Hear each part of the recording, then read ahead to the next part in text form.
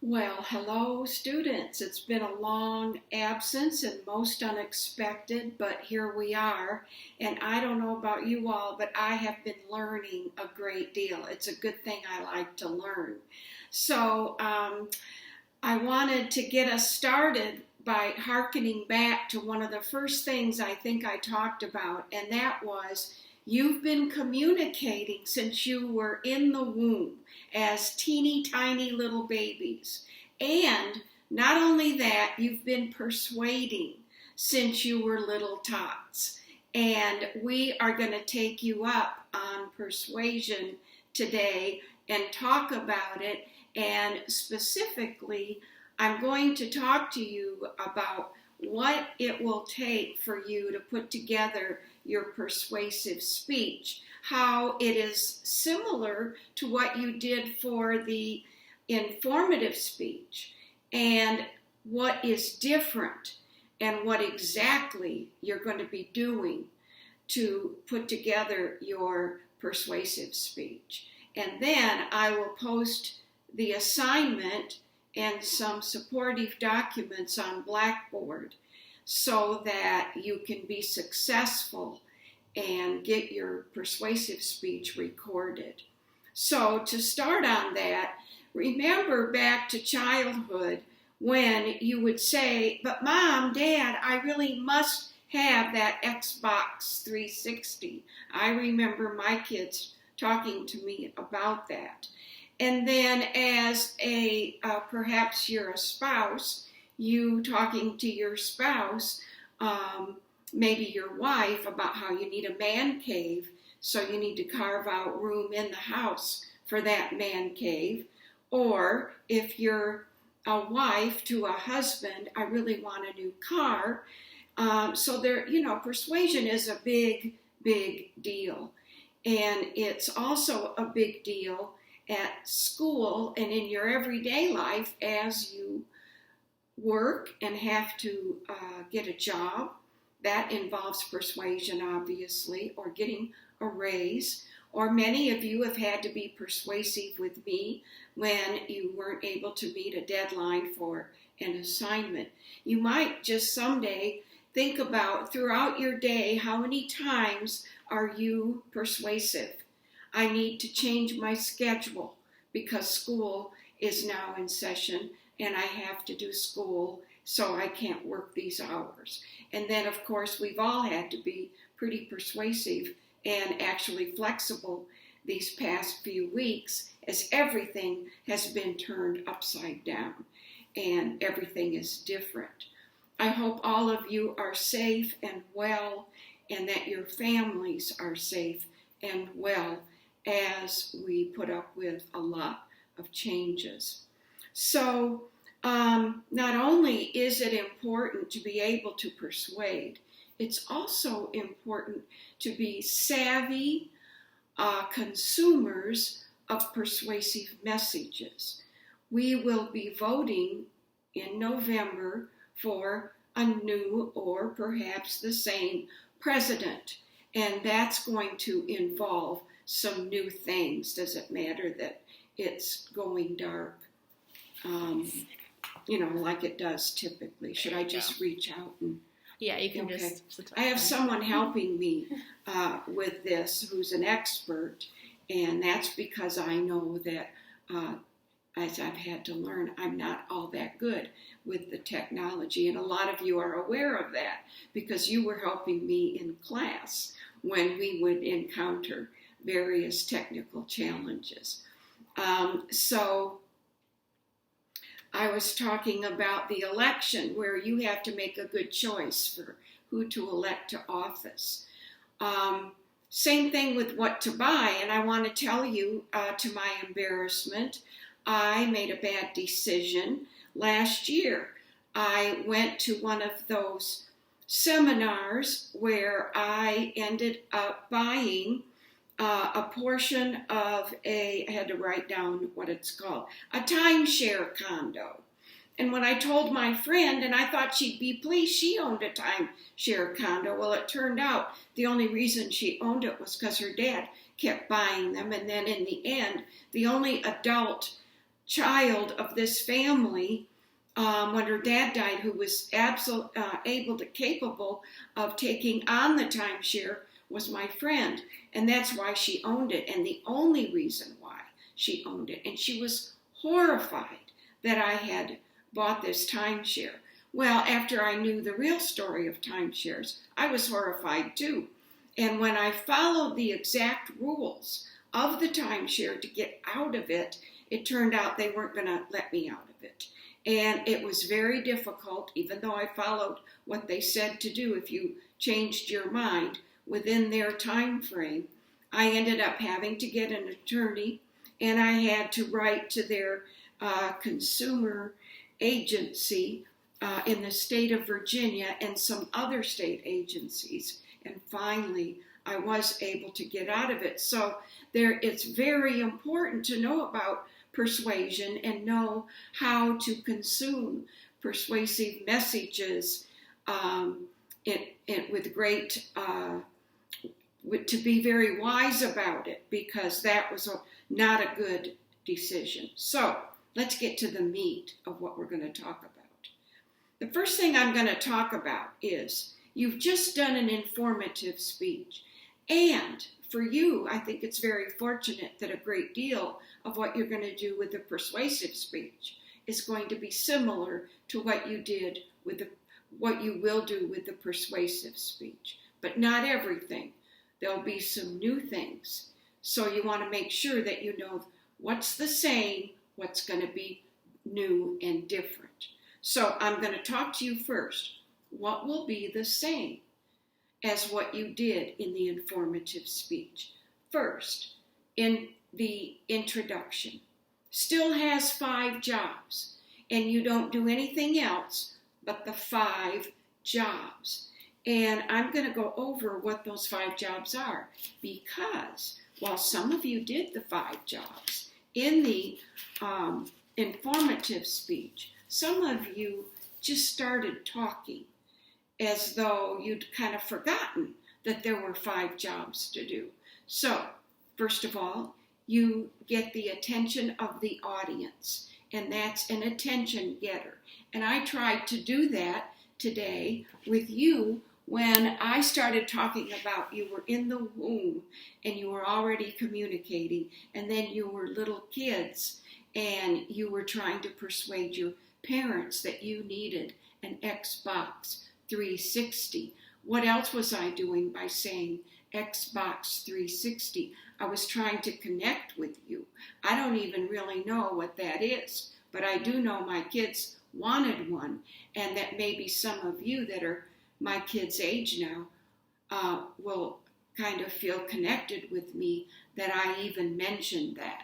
So, first of all, you get the attention of the audience, and there are 7 ways to do that, and that's in your textbook. Secondly, you announce the topic. Third, you connect the topic to the audience. Why do you do that? Because audiences are egocentric.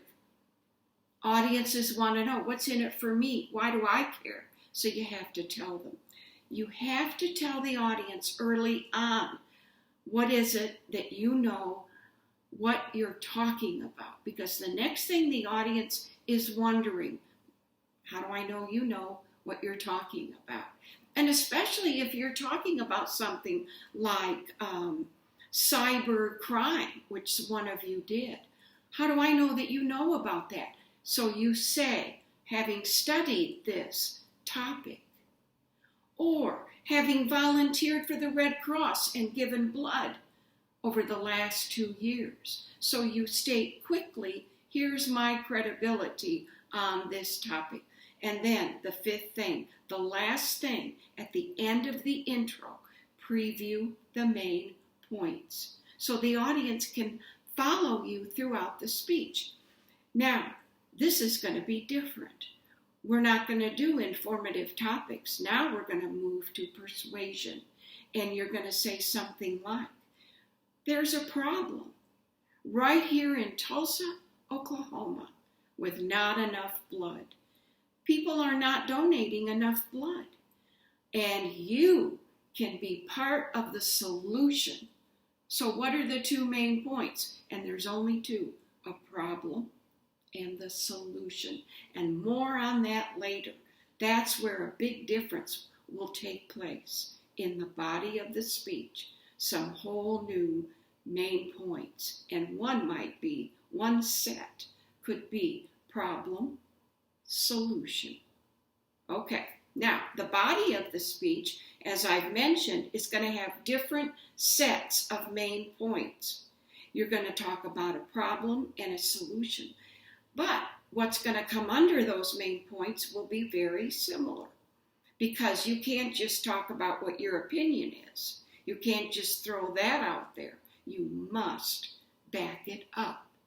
Well, you've done that before. You will research and you'll find out what are some experts and what do they think. And you'll make a statement and then you'll back it up with a quote of an expert. Maybe it's from an article, maybe from a book, a newspaper article, maybe it's a study. And of course, we've gone over this. How do you do that? You say, according to a study done at the University of North Carolina in 2018.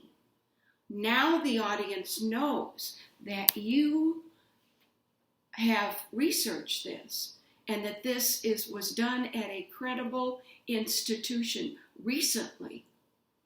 And you put it in the speech, in the body of the speech. And for the informative speech, you did this 3 times in the body. In the persuasive speech, and of course this will all be in writing, you're going to do this 5 times, because it's so important when you're being persuasive that you back up what you're saying. Okay, so that's the body of the speech. There's also going to be, every time you switch from one of your mini topics to a new mini topic, that you do a transition.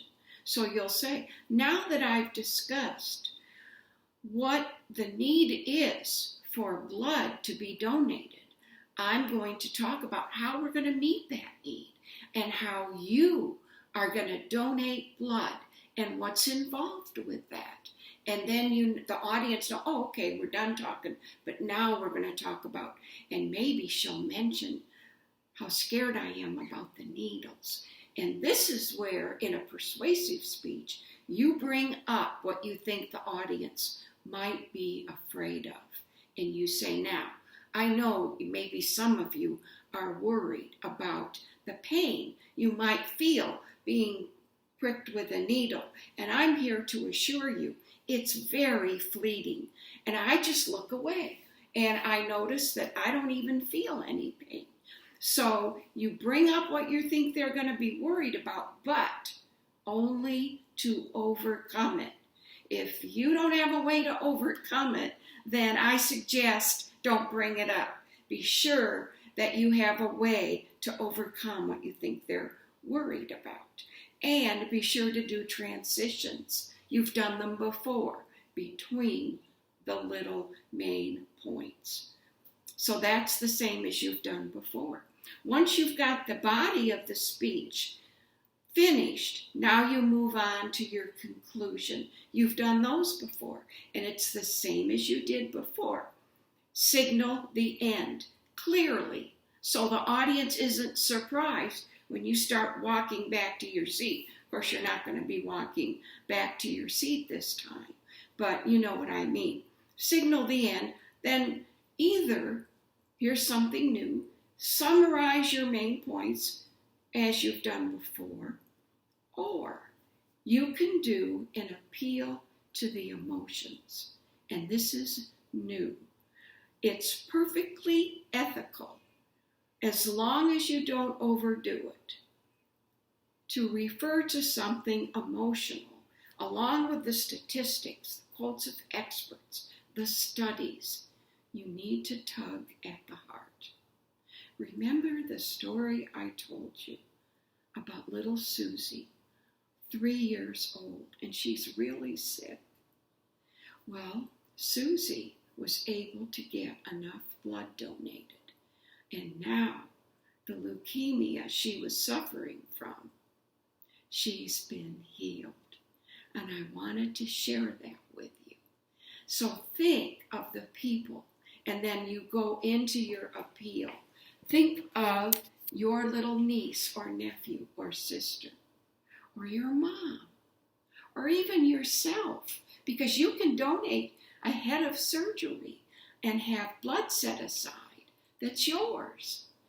So these are the reasons you need to donate blood.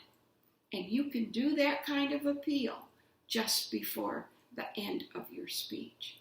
And then do one last memorable thought, and then you're done. Now I want to say a couple things about the conclusion. Some of you just love to say thank you at the end. And as far as I'm concerned, now you've ruined what you just did. You just did a great job with an appeal to the emotions and a memorable last thought. Now, stop.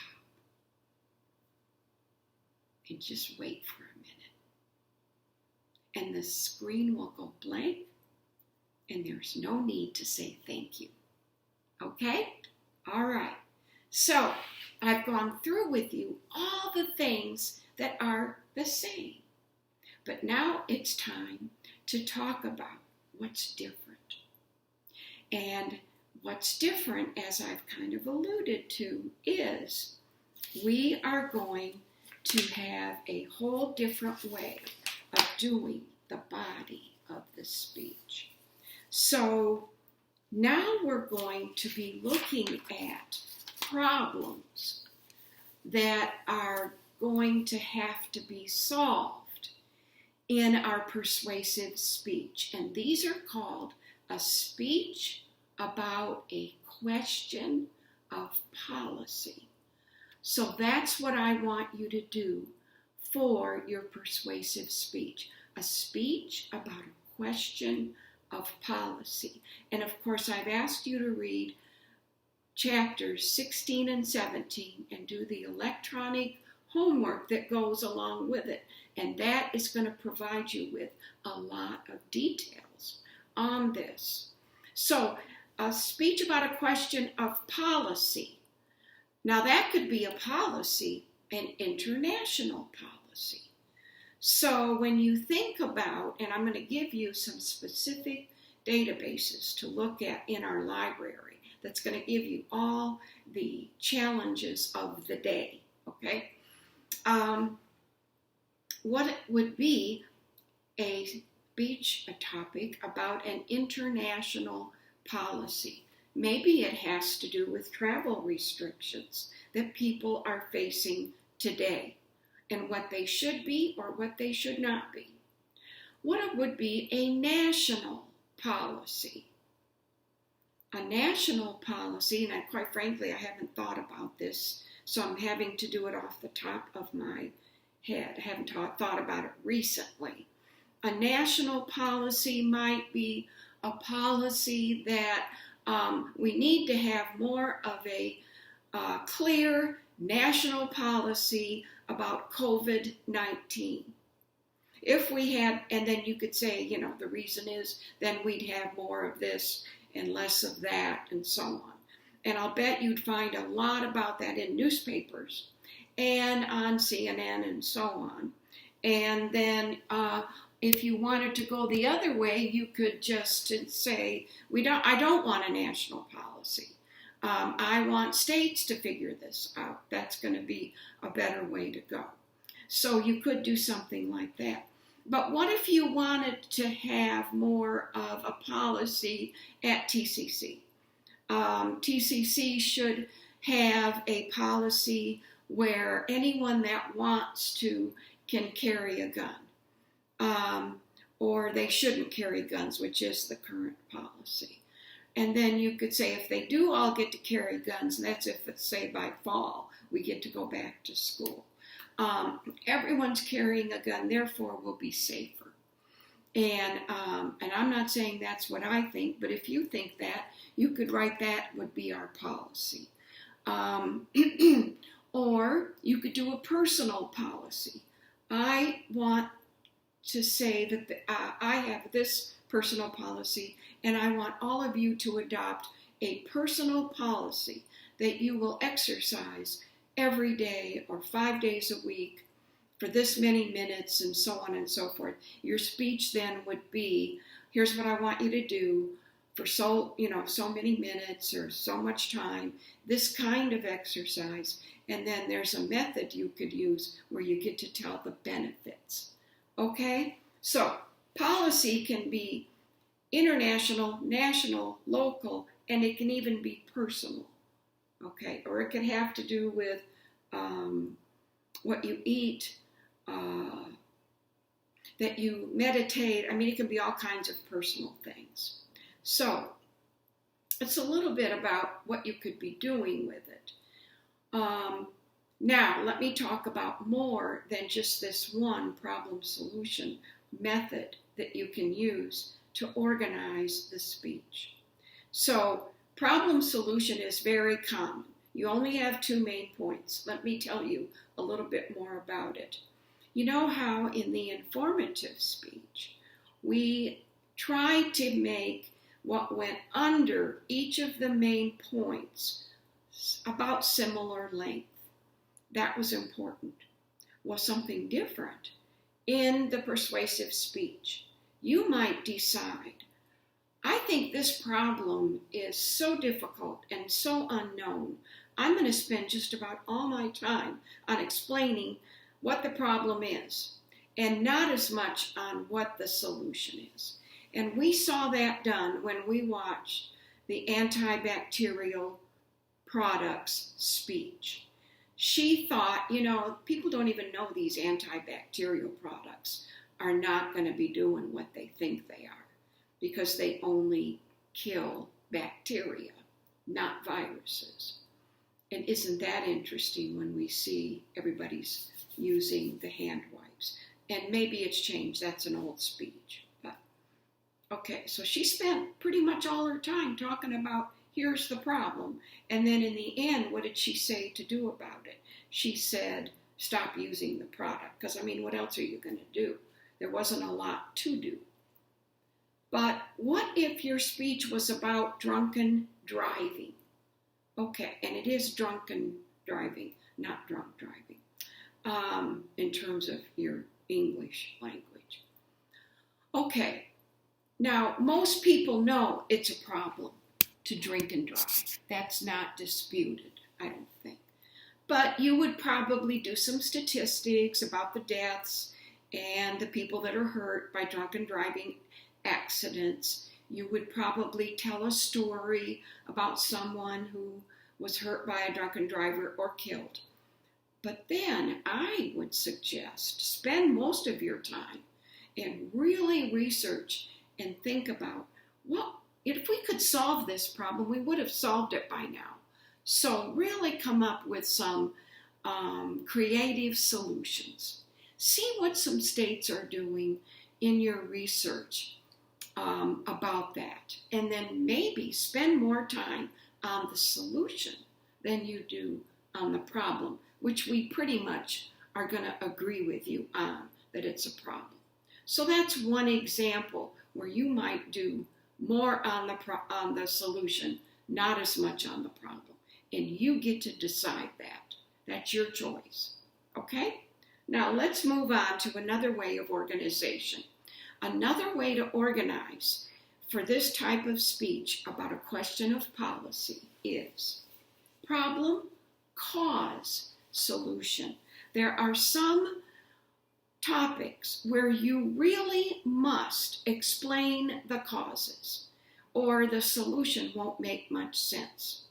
And I'm going to have you look at a speech about teenagers and their driving and the fact that they have way more accidents per proportion than adults do. And some recent research about the brain, the teenage brain. And it's pretty interesting research. So, and that's why I have you watch this speech, because of the brain research. So, in order to understand the solution, this speaker she talks about the causes. Now, this is pretty rare. Most of you are not going to do a speech about problem, cause, solution, but a few of you might. Another one, I would say, is homelessness. Let's say you choose to do the topic of homelessness. So you pick problem, cause, solution. I think you might do causes because in order to understand how to solve homelessness and have us, let's say here in Tulsa, Oklahoma, not have homelessness, I think you have to attack the causes. Mental illness, veterans who come back, which again, it's going to be mental illness and so on and so forth. Maybe if you look at criminals or mentally ill people going to jail and just criminality and how we handle it, you might have to look at causes. So actually, as we look at why our minorities, you may have heard this on the news, minorities are suffering and dying from COVID-19 at a much higher rate than Caucasians. And they're saying, well, why is this? You'd have to look at the causes, I think. And, I think Americans like simple. We like simple. Well, this isn't simple. So I think you'd have to go to the causes. And that's not going to be simple. So that's another option. So for these kinds of speeches, you typically are going to be asking your audience to think the way you do about your topic. They're not going to run out and take action or do anything. You want them to think the way you do about your topic, okay? That's what you're trying to convince them to do. That's your mission. But what if your mission is for them to do something? Take action. Vote.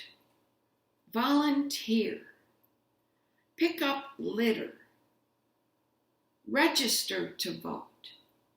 Well, there is a whole set of ways to organize your speech called Monroes Motivated Sequence. And that's what we're going to talk about next. So donate blood. I've talked about donating blood quite a bit. Donate your organs in the event that you suddenly die. Then you would use Monroes Motivated Sequence. And doesn't it sound kind of mysterious and complicated? Well, I'm going to say you already know all about this because it's kind of what's behind every single ad you've ever seen, because it sets up your brain to start thinking the way you need to in order to take action. And guess what most action they want you to do? Because these are advertisers. Buy something. So let's talk about Monroe's Motivated Sequence for a minute and what it actually is. It's 5 steps. The first step is get your attention, okay? So we've already done that. All the different ways to get your attention, we already do it in our speech. So main point number 1 is there's a problem, there's a need. Main point number 2, we're going to solve that need. We're going to meet that need, solve that problem. Main point number 3, now that we've done that, everything is wonderful. We have solved that problem. We have met that need. And here's all the benefits. Remember I said benefits earlier? We're going to point them out. Here's the benefits. Here's how wonderful life is. And finally, step 4, main point number 4. Here's the actual steps you need to take. Go to the store. Call this number. Does that sound familiar? Have you ever watched late night TV or any of those infomercials? If we were in class, we would be watching some, and then we'd be writing our own commercials. Well, we're not going to get to do that this time, but you might go watch a few of them because this is the pattern they follow. And they want you to call their number and order whatever silly thing that they have. And I always think, I need that. Oh, I need that. I am a sucker for these commercials. No wonder I fell into that condo thing and bought it. So here's Monroe's motivated sequence. And if you want your audience to donate blood, volunteer for your favorite organization, donate money, or take action of any kind, this is the method of organization you need to follow. And it is not going to be that difficult for you to use. And the nice thing I like, what's the hardest thing of any speech? Figuring out what are your main points going to be. Here they are. They're all written out for you. All you have to do is find the research that will fit under each main point. And I'm going to give you a speech to watch on YouTube that you'll see how she does it. Happens to be volunteer for Special Olympics.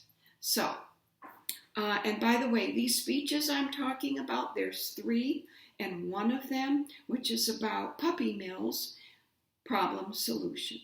The next one, which is about teenage driving, problem cause solution.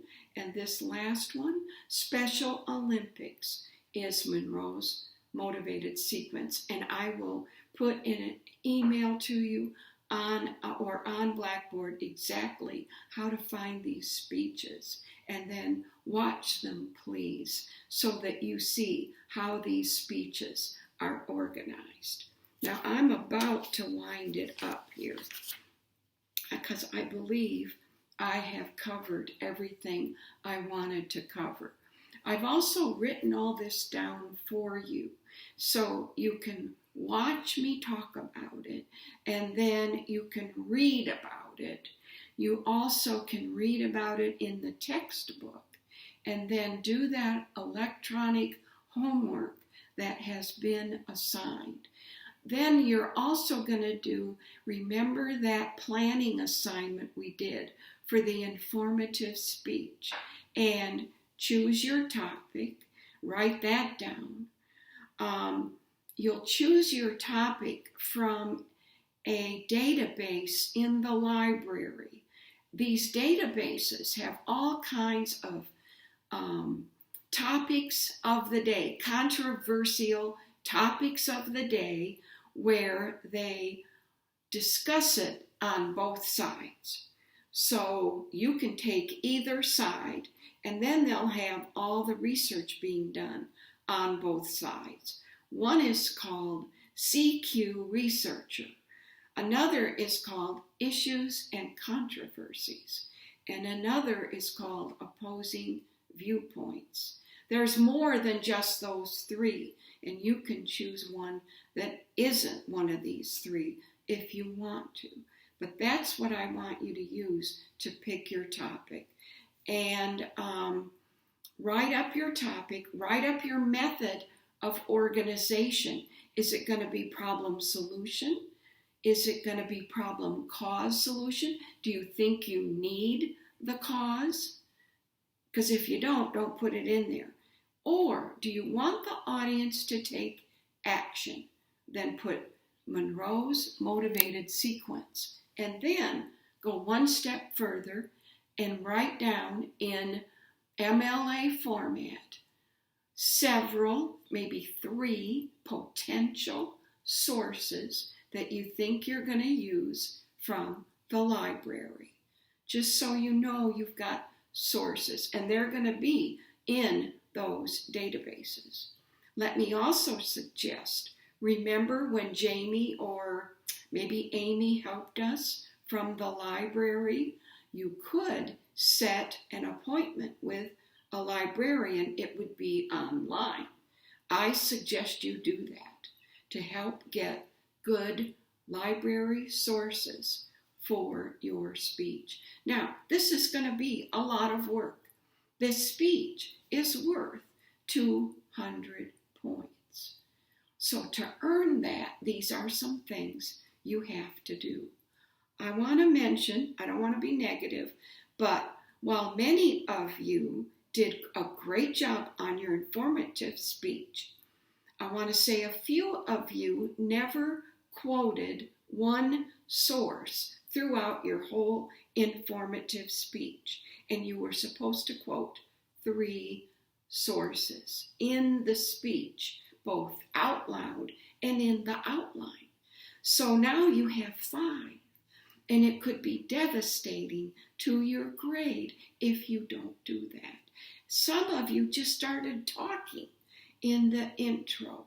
So please don't do that. Please remember or read up on the 5 things that you do in your intro so that this speech, your last of the semester, is outstanding. Now, I know you're wondering, when is this speech going to be due? I'm going to study the calendar and work out how many weeks there are till the very end, knowing that I have to grade 60 speeches because I have 3 classes and I have to get them done by a certain date, probably like May 8th or 10th. So, excuse me. So, knowing all of that, I'm going to say it's going to be around the 1st of May that you have to get all that in, the outline and your recorded speech. So I'm going to say that, and then I'll put it in writing as to the exact date. Of course, as always, please email me questions that you have after you've watched this video, and I will get back to you right away with answers. And with that, I'm going to bid you goodbye, and thank you very much for watching this video.